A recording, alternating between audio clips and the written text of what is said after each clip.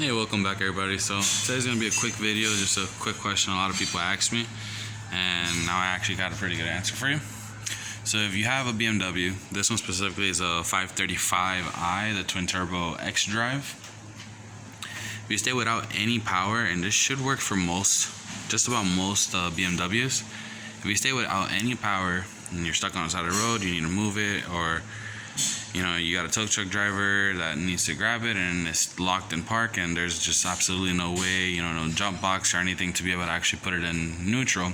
One quick way is, if you have a jack right here, right under the driver's side door, if you come right under, you're gonna have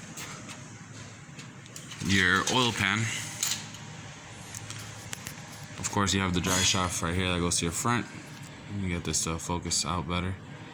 So right here, you have a little Allen screw bolt, and that actually pushes a lever right here. So normally when you're gonna see it when you're stuck, this will actually be unscrewed all the way out, kind of, because that lever won't be touched. If you want the car to get put into neutral without having to damage any more components of your transmission, or a tow truck driver that just doesn't know how to do it, you come right up under. There's this little Allen bolt, screw it up to like just about there, and it will actually manually put the transmission in neutral, and you should be able to roll it back and forth.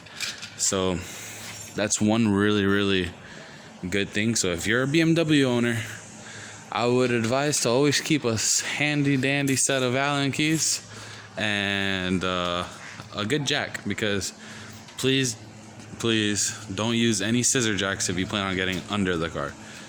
Just no. So